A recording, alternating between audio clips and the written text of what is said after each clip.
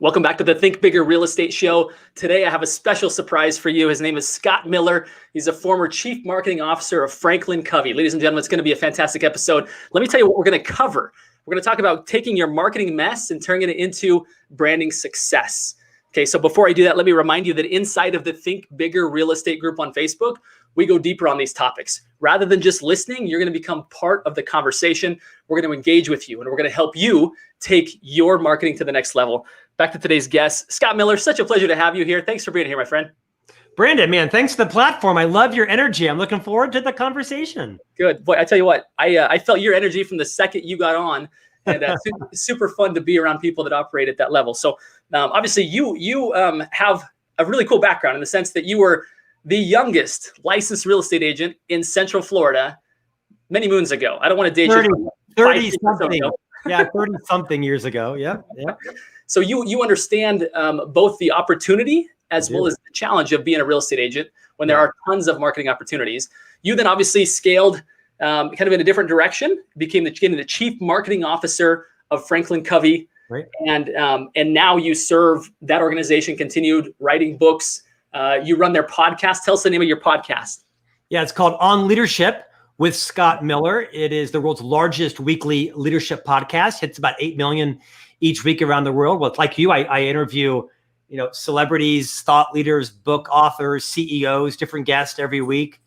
And it's been a phenomenal learning experience for me, as I imagine your podcast has been for you and your listeners as well. Yeah. Well, for those that are listening right now on leadership, go find that podcast. I'm sure it's fantastic. I can't wait to actually dig into it myself. Thank you. Scott, let's talk a little bit about this, again, unique challenge of being a real estate agent in today's market. And I'll kind of parlay in here a couple unique variables. Is that probably back when you were a real estate agent, you didn't have massive tech portals who were really good at getting and keeping the attention of the consumers in general, right? Today, you've got publicly traded billion-dollar valued companies like Zillow and Redfin who have created beautiful technology and massive attractive magnets for people to come in. And then those companies either capture the lead and or sell the lead. And so real estate agents are forced to compete with that and or just reduce their margin to get business from those portals. So I guess my question to you is, what do you perceive as some of the kind of unique challenges of being a real estate agent, and or how would you go about, if you were going back into the real estate industry, what would you do from a marketing and branding standpoint to move from mess to success? Well, first, simply, I would remember the following. Every company is now a technology company. I don't care if you're a realtor. I don't care if you own an ice cream shop. I don't care if you're Pfizer. Every company is a technology company. And perhaps more importantly, every company is in the same business. They're in the people business. They're in the relationship business. So relationships are everything. And that sounds like a bit of a cliche, but I mean, it's as true in 2021 as it was 20, 30, 50 years ago, is that your key contribution is the mutually beneficial, high trust relationships you have with your sellers, your buyers, your former sellers, your former buyers, who will be your former future buyers and sellers. So it's all about developing relationships that are mutually beneficial. How do you do that? You become a great listener. You deeply, intimately understand the circumstance that your client is in, their exact circumstance. And you don't try to be all things to all people, right? You can't boil the ocean. You've got to have what Seth Godin calls, your smallest viable market. You're going to have an expertise and you need to leverage that. But I would argue first that if you want to build a brand, reputation, if you want to build a business and have your marketing be phenomenal, it all comes down to the relationships you're developing and how are you perceived. And at the end of the day, do you make and keep commitments? Because, I don't know about you, but I don't find my realtor online. In fact, every realtor that I've hired in the last 10 years, I've bought and sold I've had 7 transactions. Not a bad client. And I've had 2 agents, one in Park City, one in Salt Lake. And it's all about how they serve me. I wouldn't even think about having a different agent or going it alone as well, because they serve me well. They stay in touch with me. They know my circumstance. They are thoughtful enough to listen to has my circumstance changed.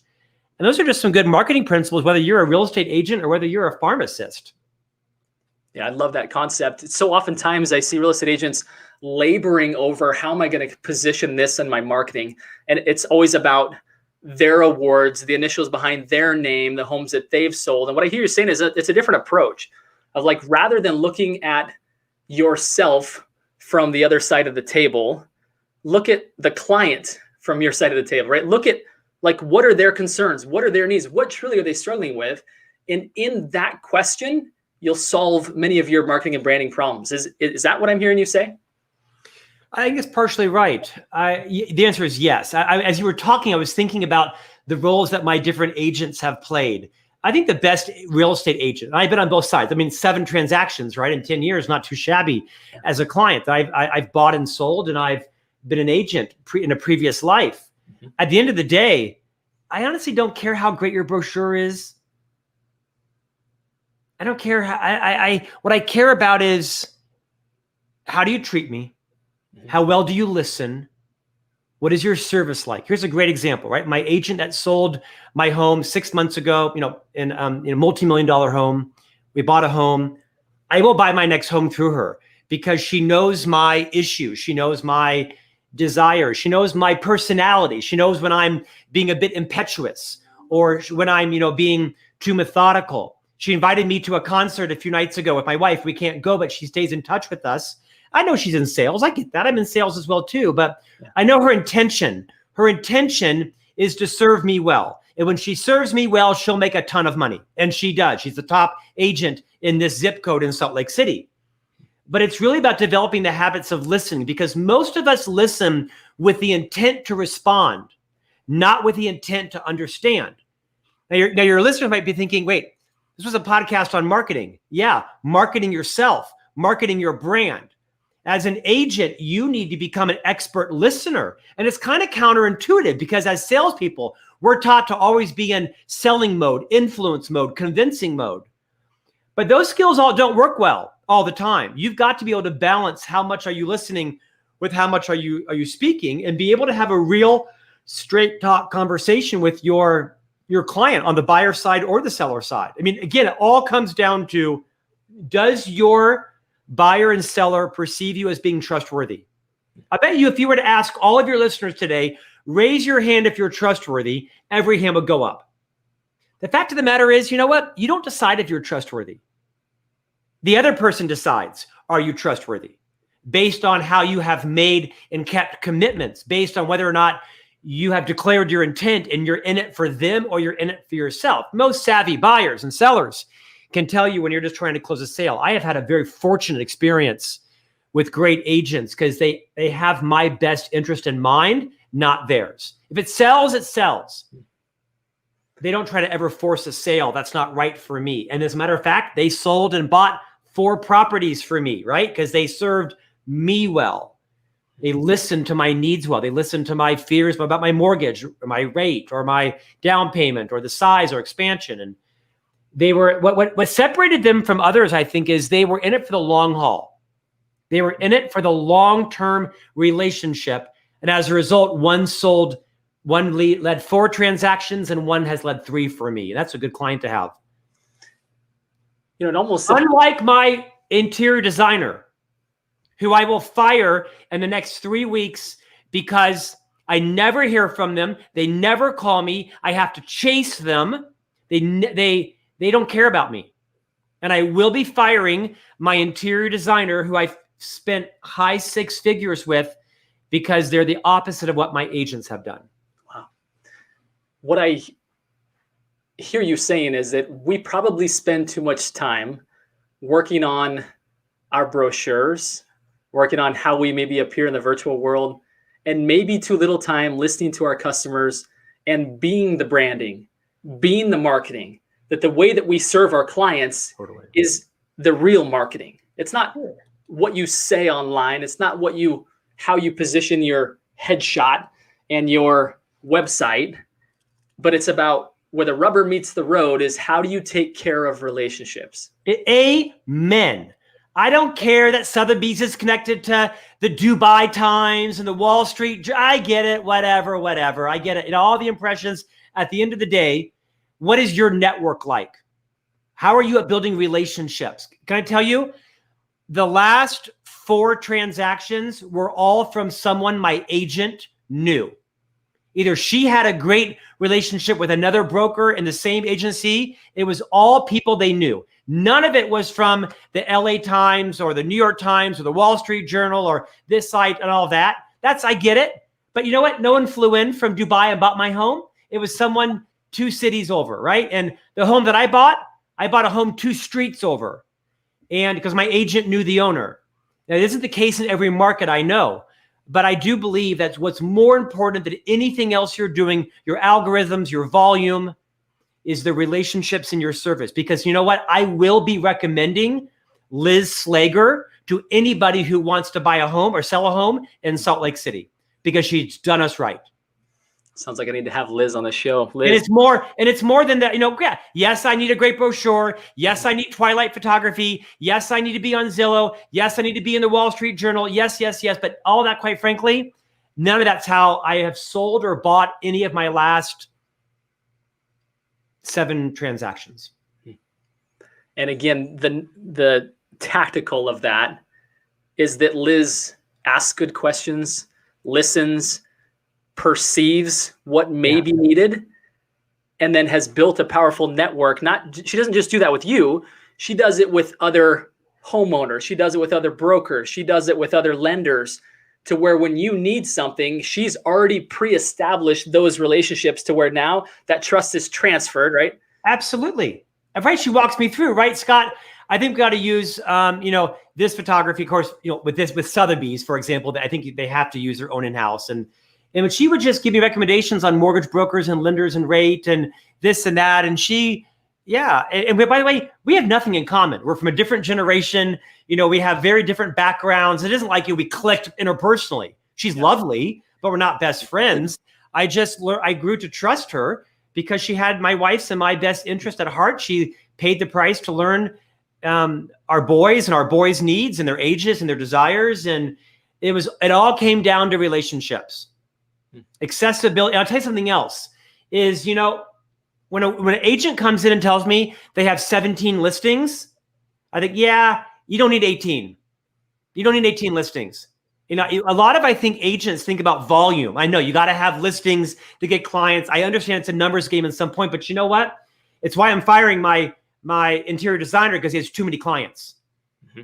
And he hasn't returned my phone call. And, when I buy my next home in Park City, he won't be the designer because he's got too many clients. And so I do think with agents, you should be very thoughtful about the size of your business, because the more clients you have, the less you can be attentive to your clients.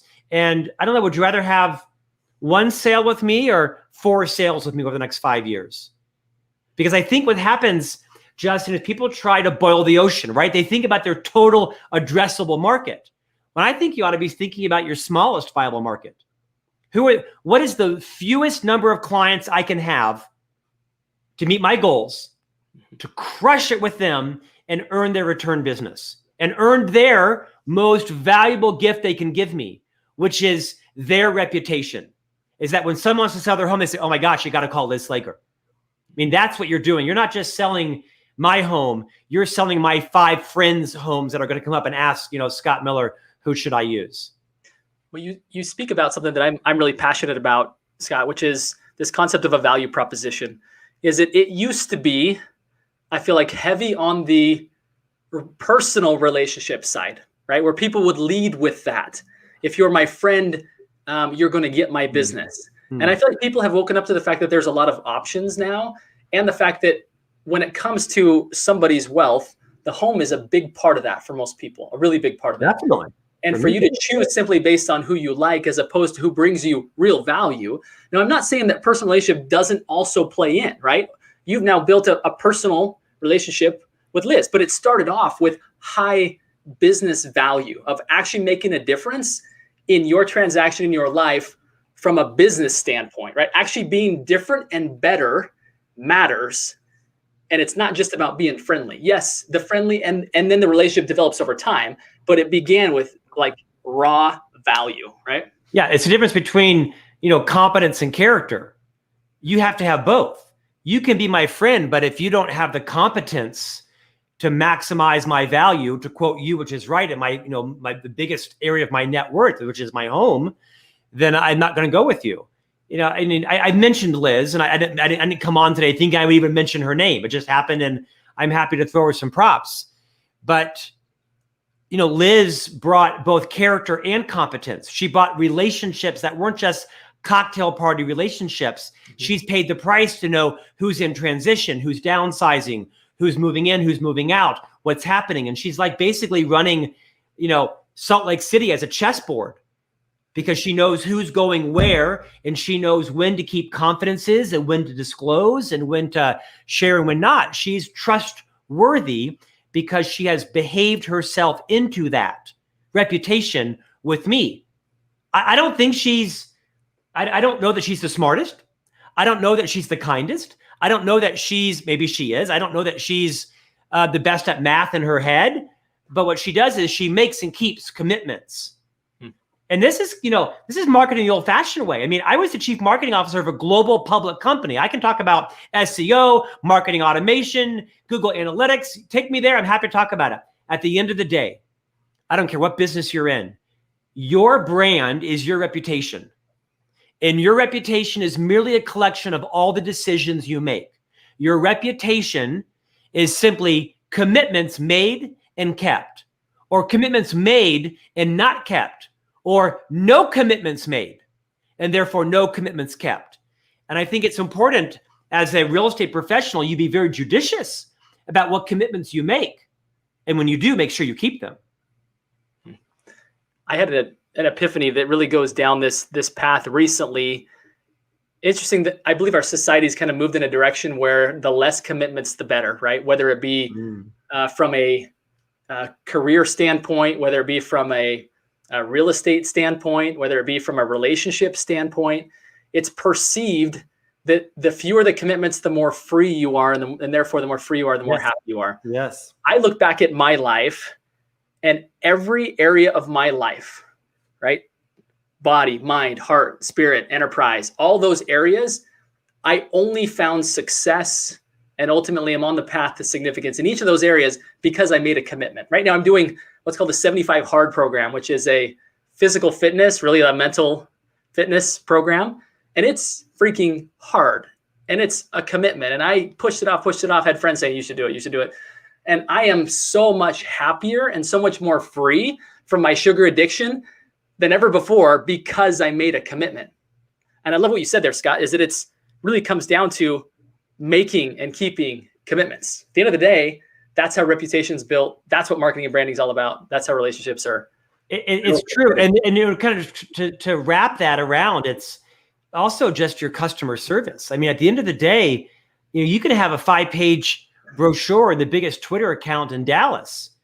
But if you're not checking in on me proactively, if you're not thanking me for my business, if you're not keeping me updated, you're not doing your job. It's also more than just knowing my circumstance. It's more than making and keeping commitments. It's thinking about me, right? If you have too many clients, you're not thinking about me. Yeah.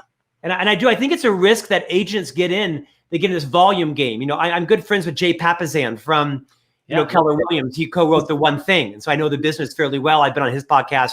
He's been on mine, and Gary Keller. And I think they are just fiercely focused on, the relationships with their customers. And I don't advocate them over another agency or such, but that's a differentiator, right? Does your customer feel like you care about them more than you do your commission? Well, I do believe that this big tech, so Jay's been a guest on here as well. I love Jay. He's somebody I've learned a ton from. And yeah. I don't know if he and I spoke about this, but I do know that, again, because of the big tech platforms that I discussed, there has been a movement to where either agents are doing it to try and compete at that level, or maybe it's an ego thing, or maybe it's because they're buying leads from these organizations that it turns into a volume game, right? Sure. Because simply from a math standpoint. But I agree with you is that at the core, transactional agents, as soon as they turn off the flow of leads, there's no stickiness. They have no business. The business is completely contingent upon them continuing to put money into that machine in order for the business to continue, because there's no relationship equity that's been built. Whereas Liz, for example, she's built up this equity that now she has a business. It's not just a machine that can turn on and off so quickly. If I was going in to the real estate business, I would not spend $50,000 on the process you just described. I'd spend $50,000 on 50 dinner parties where I invited people over and developed relationships, got to know them. They got to know me. I would be building a big network of not being like a schmoozer networker, just, like inviting you into my home with different couples and having a drink and having fun and learning about you and your needs. And you would have to discover that I was an agent. You would have to uncover it. And you likely would, but I would be very subtle and when you would learn to like me, you would hopefully hear the words that I used and you would check me out. And people would say, yeah, Scott will serve you well. He will maximize your investment. He will meet the needs that you have, and he will put you first. I'll have more leads in 90 days than anybody paying to buy them from Zillow or Redfin. Guarantee you. Well, the interesting thing is, if you look at, I've got some friends that are in the lead conversion business, and they said, here's the truth, is that you buy 100 leads, 3 to 4 of them will convert. Yeah. And you're contacting them 60 times, which means you're contacting probably at least half of them that many times, right? To find it down. And if what you just said, if you would simply take your efforts and your resources and move them towards higher value, fewer conversations. That's what I think. I think for many agents, they would find more gratification. They'd find a more sustainable business, and they'd find the fact that their margins are better as well, right? Some people might think I'm an idiot. You just repeated what I said, and I'm telling you, I think it's a principle. I think it's a relationship principle that when you treat me well, I will evangelize you nonstop. And I got a pretty big social media. You've heard me mention my real estate agent's name 3 times on this program. You have not heard me mention the name of my interior designer. Yeah. I don't trash people, but I will not be recommending that person. I have recommended Liz Slager now 4 times on your program. Mm-hmm. Mm-hmm. And I look forward to highlighting her on this program. But my point is, right, you haven't mentioned me talk about the name of my interior designer because I don't trash talk people, but I will be terminating him and he will not be decorating my next 4 homes. And I will not be recommending him. And by the way, this person is talented. There's no question this person has talent. I just wish he would call me in the last 3 months. It's simply a business model that he's subscribed to and a philosophy that it's not sustainable long term. Yeah, isn't because I know people. Not like I know people that can whack you. I know people that could hire you, and they're not going to because I'm not going to recommend you. Yeah. Scott, this has been such a fun conversation. I really, really have enjoyed learning from you. I want to move to our final question, which is what I consider the signature question of the show. See, I believe that think bigger real estate doesn't mean build a bigger, higher volume business. It really kind of aligns with what we're talking about here. But it helps people actually to think bigger than real estate, to see it as a vehicle to serve people, to live not just a good life, but a great life, not just have success, but significance. And to me, that's all about growth, right? Growing not only ourselves, but growing our relationship and our value to other people. I'd love to hear, what does Scott Miller do to continue to be a big thinker, to be somebody who's continually expanding his possibilities, pursuing not just success, but also significance? What does that look like for you? Probably 3 things. One is I'm insatiably curious. I read 3 papers a day, still in print. I subscribe and read to 42 magazines a week in print. I read at least a book a week. So I'm insatiably curious, challenging my paradigms and learning nonstop, right? What's hot, what's not, who's up, who's down. And so I read a ton. Secondly, is I have pretty good self-awareness. Usually people say that, it means they don't, right? But I really pride myself in making it safe to tell me the truth about me, what it's like to have me on your podcast, what it's like to interview me, what it's like to go to dinner with me. I'm a fairly self-aware person because I crave feedback, and I make it safe for others to tell me their truth about me. Sometimes it stings, sometimes it hurts, sometimes it's validating, but my self-awareness is what allows me to pivot and change and to become emotionally agile. And then thirdly, I friend up. And this is a phrase that sometimes people confuse as I like to associate with people that are smarter, more cultured, more educated, wealthier, have more bankruptcies, have tried more things, because that's where I learn. That doesn't mean that I don't help other people. It doesn't mean that I don't have people in my life that can't do things for me. Of course, it goes both ways, right? There's no such thing as friending down. You know, I have lots of friends that can do nothing for me. But when I pick friends, it's usually people I can learn from. Oftentimes because they're more successful, but in some cases it may have been they had bigger mistakes, because that's where I learn. I don't learn from people's successes. I learn from their messes. Because Justin, I'm not as handsome as you. I don't speak like you. I don't have your vocabulary. I can't replicate your successes. I'm not you. But what I can do is I can learn from your mistakes and avoid them. And my whole life has been sort of 3 steps forward, 2 steps back. Imagine if I could take that 3 steps forward, 1 step back, and avoid some of the mistakes that you've made in your life, and I can just kind of walk around that metaphorical pothole. So those are 3 things that have been hallmarks to my whole life, and I hope will be the rest as well. Insatiably curious, self-aware, and I friend up. Scott, I want to thank you, one, for being who you are and being willing to share that. That's a great gift to all of us. Thank you, sir.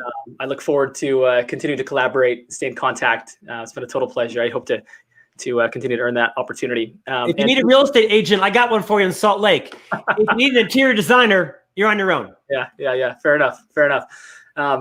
My final request here of everybody listening today, again, with great gratitude to Scott for all that he's taught us, are these 3 simple words, and they are: go, think, bigger. Scott, appreciate you helping us do that today, my friend. Thank you, Justin.